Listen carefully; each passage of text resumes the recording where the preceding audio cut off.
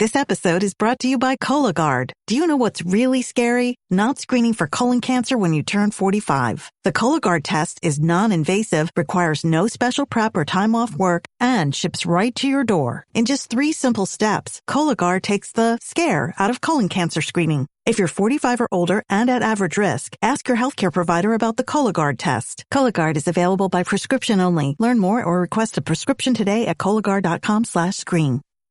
Excuse me! Taxi! This is the 77 WABC minicast. I want to go through this mishap and all the Iran news with our, actually the nation's greatest expert on just about everything. I'm serious. I know he'll playfully disagree, but retired Brigadier General Blaine Holt of the Air Force has been right about everything. Welcome back, General Holt. How are you? It's great to be with you. Wow, what a news day, huh? Hey, you didn't even playfully dispute that you're right about everything. And you shouldn't. You shouldn't, because you have been. Let's see, real quick. Okay. I playfully dispute that. There you go. Okay, good. You're confident. I love it. Real quick. What should we talk about first? I guess we should talk about the mishap, the plane mishap. There's Sure. the situation. We'll get to Iran. What do you make of it? What have you seen so far? What happened last night at the airport? Never a reason for this to happen. There are very specific procedures. They absolutely were not followed here. Looks like it's going to fall to the driver of the fire truck. But we will just remain open-minded until we find out for sure. But what I can't help but ask is, with them being thinly staffed on TSA and other elements across these airport systems, is the shift work really metered out fairly for those who do show up to work? Are they overstressed? Are they overfatigued? What is going on? And if there's linkages there, well, then look no further than to the cool kids in Congress who don't believe that government workers deserve a paycheck. Only they do. How about that? Now, listen, it's very interesting because I have actually wondered about the truck driver here as well, the fire truck driver. And I noticed something, and I want you to notice it as well. Or actually, I'm going to present it to you, and you can tell us what you think. Carlos, we're going to play 16. And General Holt, I'll urge you to pay a special attention when the controller asks the fire truck, Are you on ground or tower? Okay, are you on ground frequency or tower frequency? And then listen to what happens next, or doesn't happen. Cut 16. Stand by, United. Who's the vehicle needs to cross the runway? Emergency vehicles calling on ground, or are you calling on tower?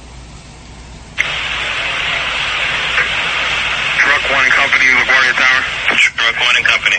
Truck 1 and Company, LaGuardia Tower, requesting to cross 4 at Delta. Truck 1 and Company, cross 4 at Delta. Truck 1 and Company, crossing 4 at Delta. All right, stop there. General, and maybe I'm reading into this. Did you know it? What did you notice there, if anything?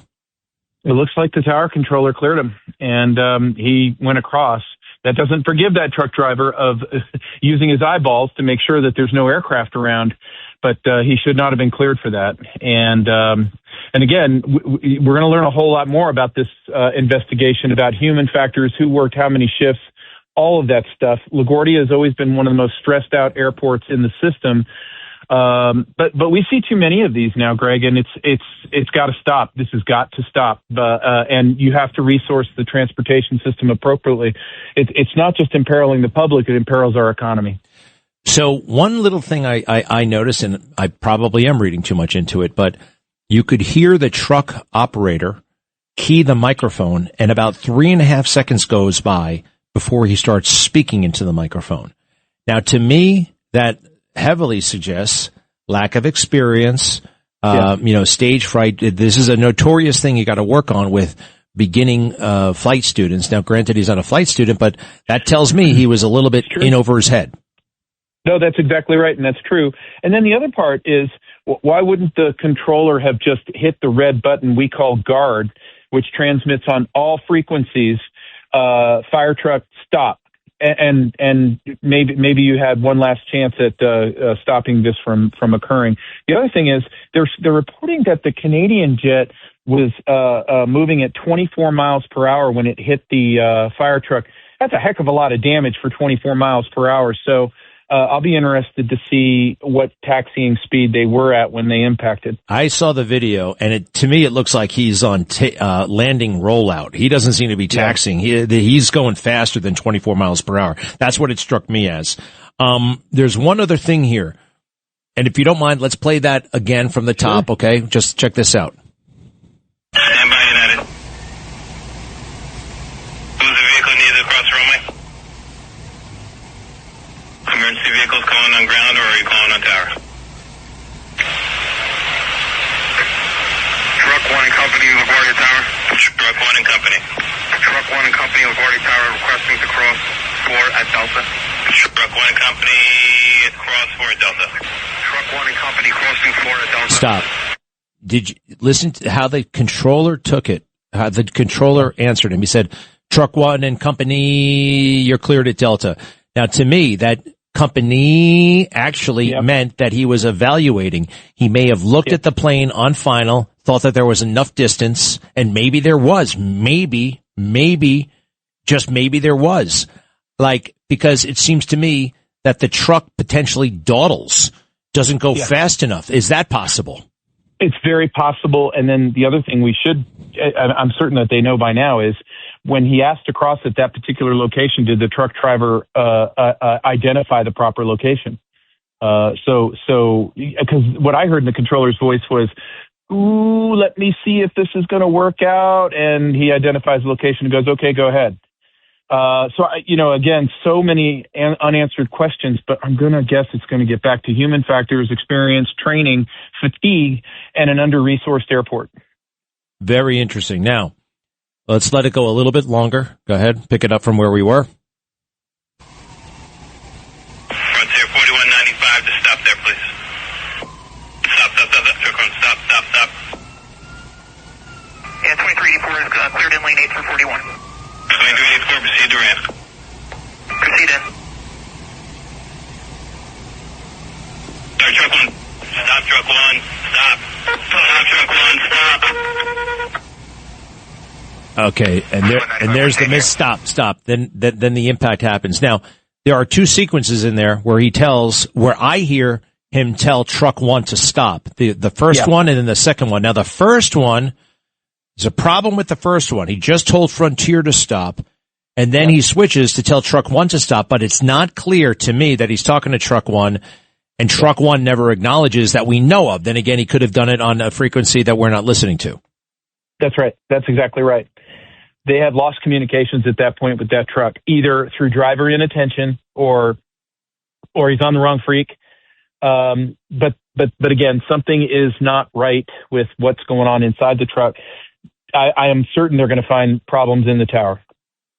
Okay. Now, some people have seized on this, where the air traffic controller seems to be acknowledging culpability. Cut 17, please. I did hear that. Yeah. Let's listen to this. Cut 17. You have access. Frontier 4195. I got the word that we're going to be closed for a little while. If you want prepared to return to the ramp, let me know. Yeah, we got stuff in progress for that, man. That wasn't good to watch. Yeah, I know. I was here. I tried to reach out to my stuff, and we were dealing with an emergency earlier, and I messed up. No, man, you did the best you could. Truck 1 company. So you hear it right there, I messed up. Now, I'm just going to point out, that is, I don't know about you, but I apologize a lot. Even if I don't do anything wrong, I'll apologize. Sure. I find myself apologizing for coming early. I find myself apologizing for being on time, coming late. And maybe he's a guy like that. That's neither here nor there for me, or is it? It's not an admission. It's grief. That is grief. And if this ever goes to some kind of court, that's how it's going to come across. It's grief. And it's, you see something happen before your very eyes. You're immediately going, how could I have stopped this? What could I have done? And he's going to get a chance to relive this for the next, I don't know, months he's going to get to relive this. And my heart goes out to all involved, because these controllers are under so much pressure. And again, we have to get into the resourcing and training issues, but my heart goes out to them, because nobody wants that. Nobody wants that to happen. Actually, you hear this one controller handling just about everything, and it's almost like Is that the problem right there? I mean, the whole tape, it's the same voice in the tower handling what seems to be ground. Actually, I can't tell if he's handling ground and air. He's handling the ground freak and he's handling the tower freak. And that's typical these days for the midnight shift, for the graveyard shift. That's typical. Is there any such thing as a graveyard shift at LaGuardia Airport, though? You know what I mean? Well, I mean, the arrival time was, I think it's after 10 o'clock at night at LaGuardia. They start winding down staff. No, what I mean is, though, like LaGuardia Airport at night is busier than a lot of airports during the day. Yeah. No, that's right. That's exactly right. All right. Well, it's we're going to have to wait and we'll see. We'll see.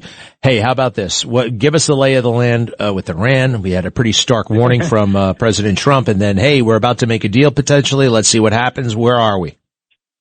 We're in really great shape. What a cool morning to wake up to find out that President Trump once again built leverage where he didn't really have any, and everybody's screaming and yelling as oil plummets $15 in 2 minutes. And then everybody who said the stock market was going to be in free fall today was awakened to an 1,100 point increase because he's stabilizing things within the context of his plan. And what people need to start realizing is the president is in command of intelligence that others do not have. And now you got the mullahs saying, well, we never talked to him. It's like, well, that's probably right. You probably did not talk to him. But somebody did. And it's somebody that President Trump thinks is the leader of this country. So you should be very careful about that. LifeLock, how can I help? The IRS said I filed my return, but I haven't. 1 in 4 tax-paying Americans has paid the price of identity fraud. What do I do? My refund, though. I'm freaking out. Don't worry, I can fix this. LifeLock fixes identity theft guaranteed and gets your money back with up to $3 million in coverage. I'm so relieved. No problem. I'll be with you every step of the way. 1 in 4 was a fraud-paying American. Not anymore. Save up to 40% your first year. Visit LifeLock.com/podcast. Terms apply.